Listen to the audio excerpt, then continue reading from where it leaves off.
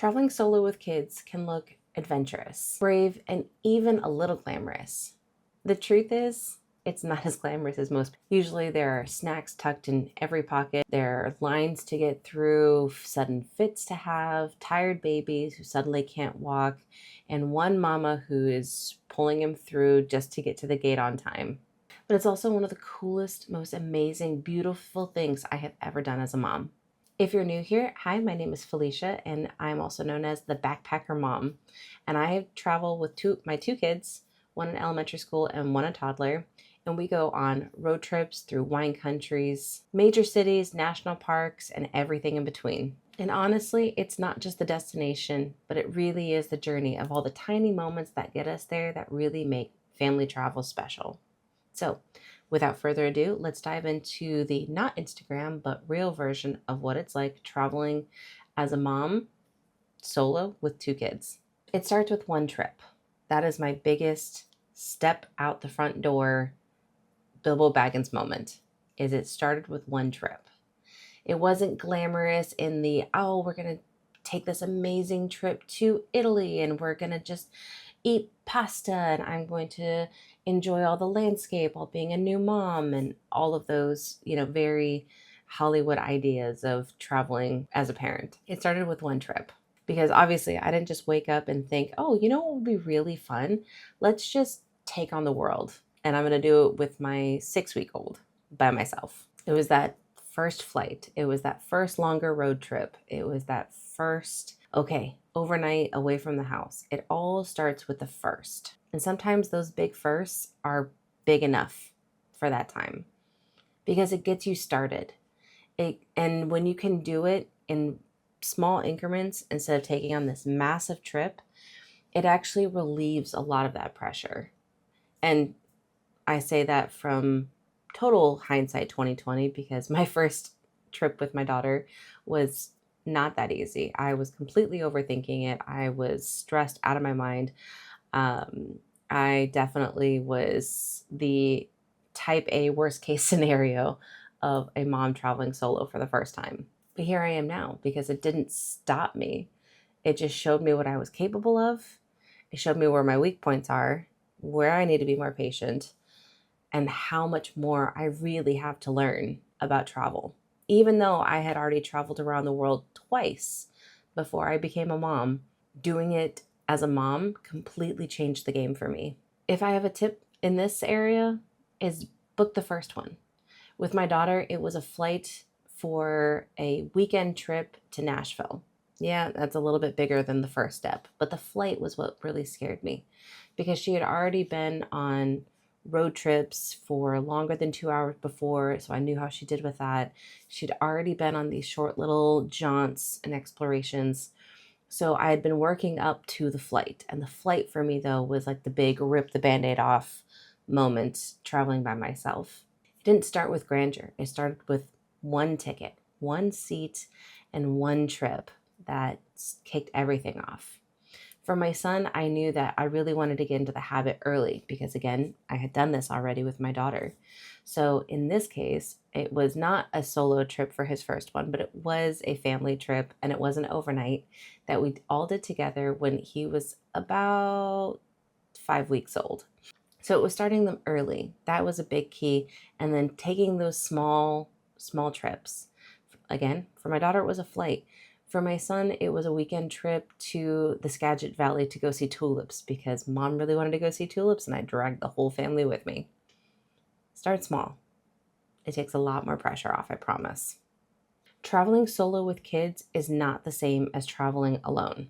I wish more people understood this because even though I am the only adult, traveling solo is not the same as traveling alone because I am responsible for my kids. I am in charge of them and they look to me for everything. Where are we sleeping? How are we getting there? What are we eating? When are we eating it?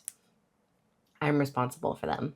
But being the only adult, that means that I'm responsible for everything. They look to me for everything. I am the good guy, the bad guy, the snack guy, the cuddle guy, the everything. I am the guy. And unlike Barney out of How I Met Your Mother, I don't have a guy for that. I am the guy. always puts my brain into the ultimate what if scenario. What if they get sick? Are we safe walking here? Do we need transportation? Is public transportation going to cut it? How many snacks do I need to pack? Do I have enough diapers for the trip?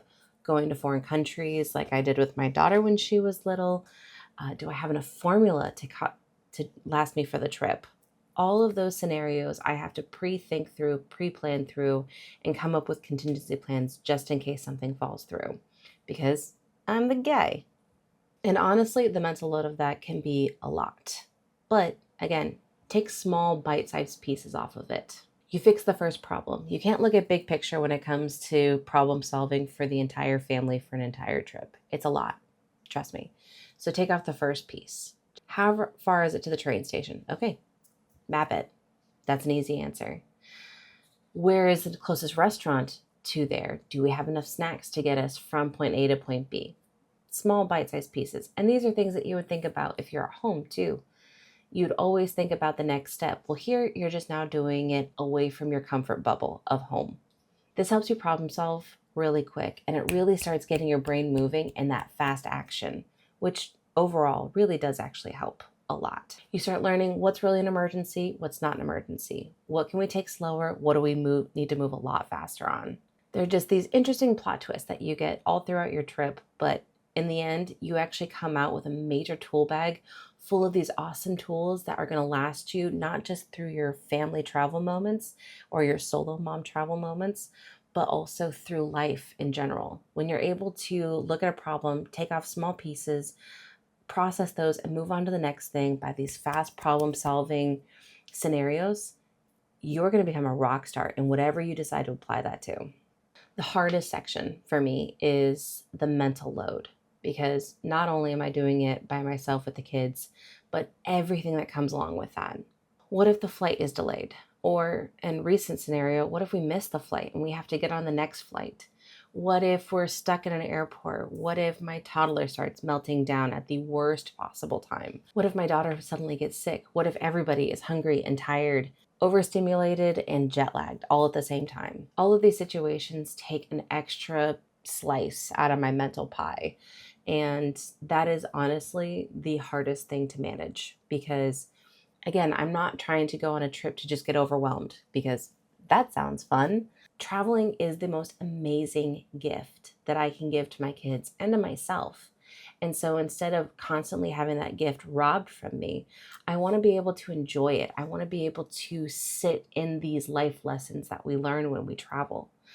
So having that constant overstimulated and slices of my mental pie disappear, I try really hard to not get too overwhelmed, because when it comes down to it, I did choose to do this.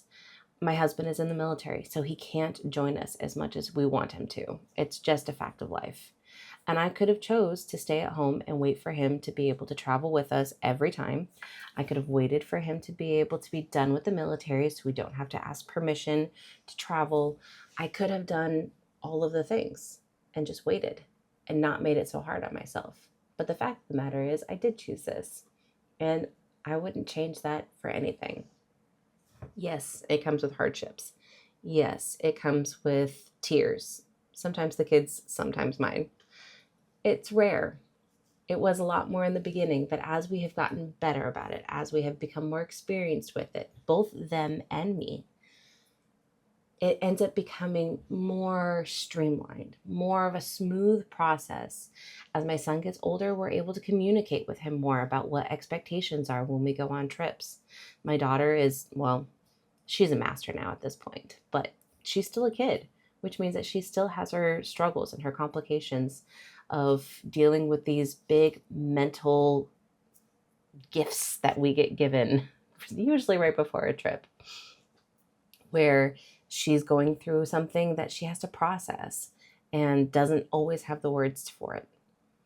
That's life. But I'm teaching my kids to start building on that life outside of their comfort zone. And that, outside of travel itself to these amazing destinations, is a gift all by itself. And then the other kick of it is I get to hear my daughter say sentences like, the next time we go back to Paris. Because What mom doesn't want to hear? Oh, well, the next time we go back, because obviously she's already been. Next is travel changes the way that my kids see the world. It changes the way that all of us see the world. Sometimes people don't like what they see and then they stay home. Other times people get bit by the travel bug and they suddenly can't see enough of it. Thankfully, both myself and my entire family are the latter. There's a huge, huge world out there that has thousands of languages and thousands of years of history and cultures and food and experiences that we aren't brought into because we read a book. We're brought into it when we go there and we experience it for ourselves.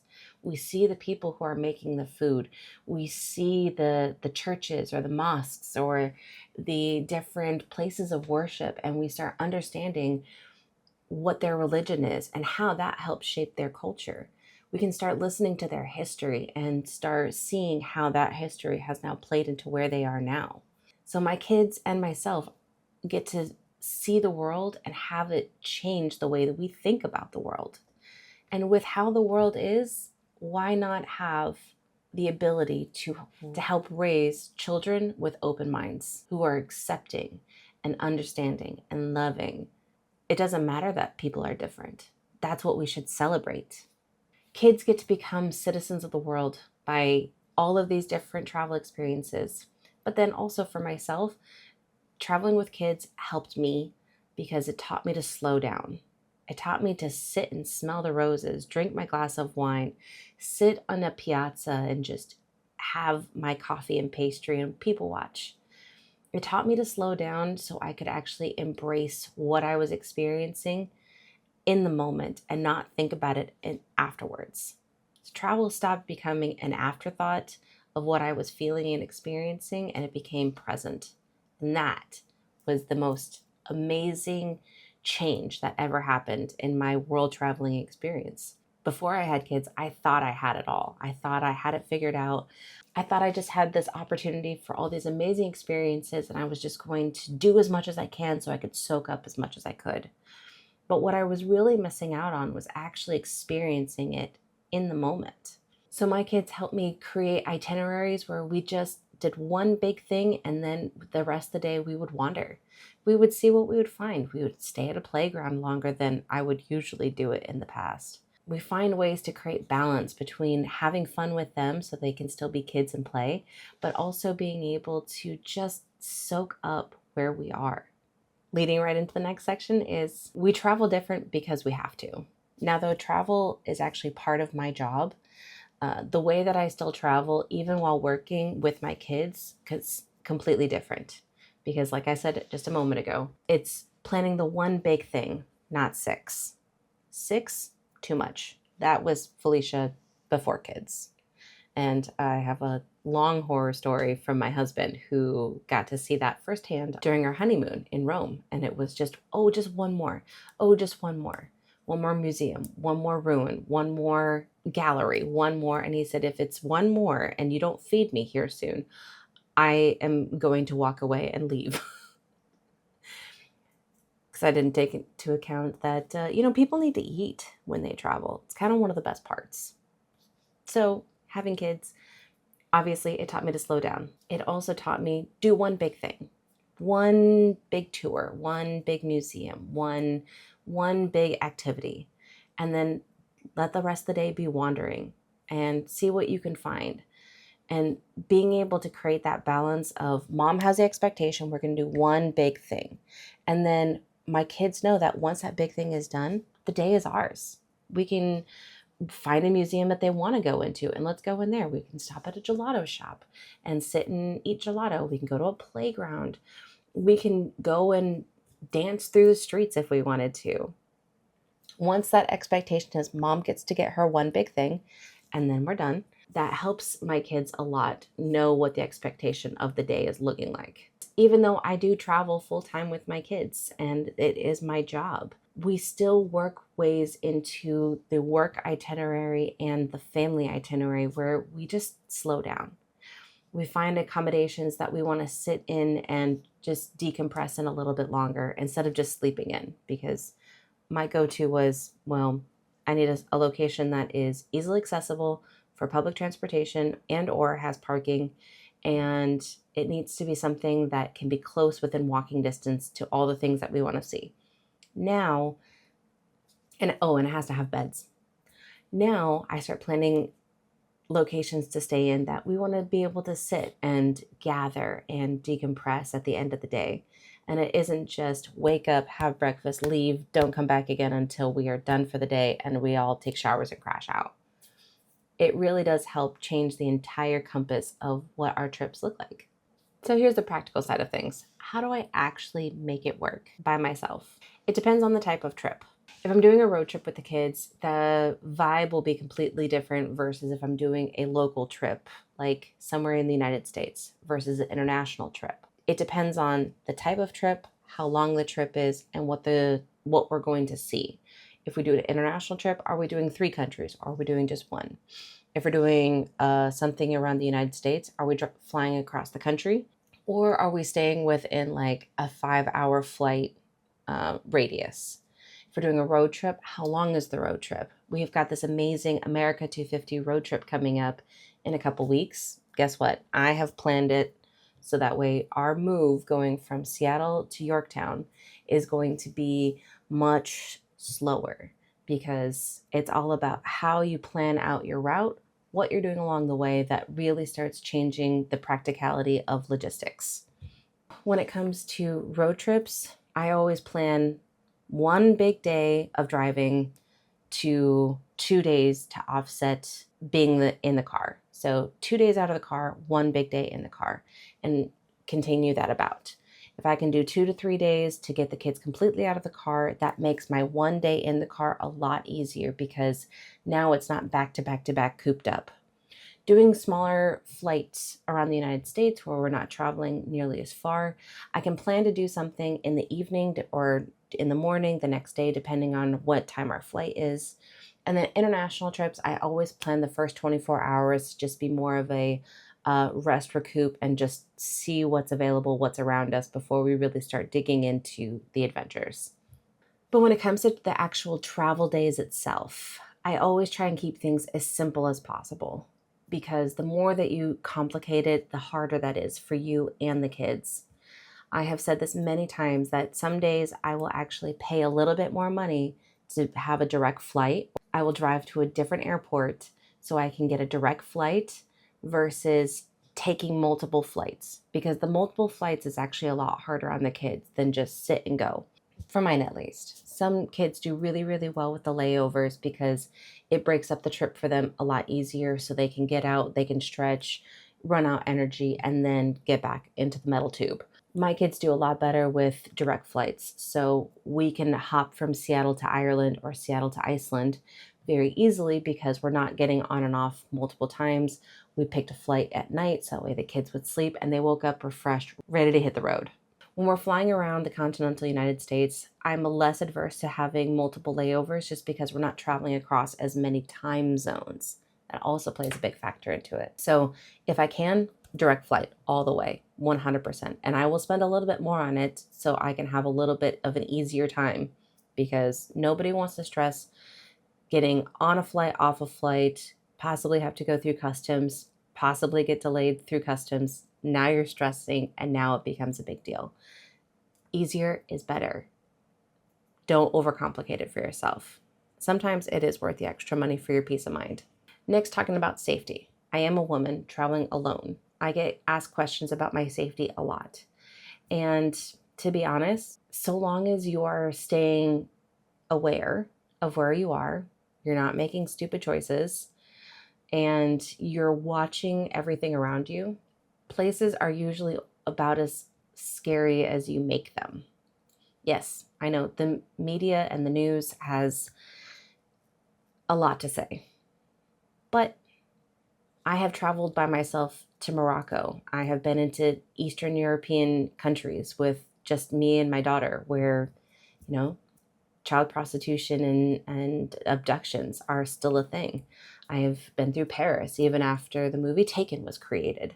All of these different locations could be very scary as a woman traveling alone with her kids. But having confidence in yourself and walking around with confidence, I call it my traveling RBF face. It works.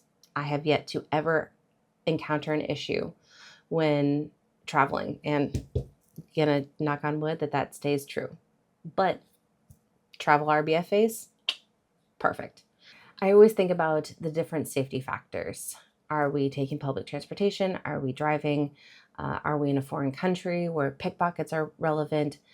Staying aware, staying mindful, not setting yourself up as a target. It never ceases to amaze me that how much I am respected when I am traveling as just by myself as a mom. People help me who did not need to help me. They help me carry giant luggage pieces up the stairs in Paris because the escalator was out, and they saw a mom with a kid strapped to her back and a camera to her front trying to get up the stairs by herself. There have been many times when we went to Morocco that the men would ensure that they created a little semicircle around me during the heaviest pickpocketed areas that were my drivers. Not only is that part of it like liability for them, but you watch people, and when you can see what they're actually doing and they're showing you how much they respect you because they are helping to assist you or protect you, you actually remember that there is so much good in this world, that there are so many kind people in this world, and travel has reminded me of that a lot, which is another reason why I'm completely addicted to traveling, because it reminds me constantly how good people are. Travel opens up the world to what people don't see online. And going back to the remembering how good people are, where you don't get to taste how good the food is in Jordan or Israel or Morocco or Thailand or Laos or Vietnam or any of these amazing places that I've had the opportunity to travel. You don't get to taste how good the food is. You just get to see it. You don't get to smell the herbs and the spices going through markets. And on the other side, like going to these amazing beach locations that are known for tourists and are these amazing little hotspots around the world that most people flock to. People don't see that behind the pretty picture, there's actually a beach full of trash, because they can sell an image in a small spectrum of view. So your camera only picks up so much. They can make that look beautiful and make you want to go there, but they're not showing you the real picture.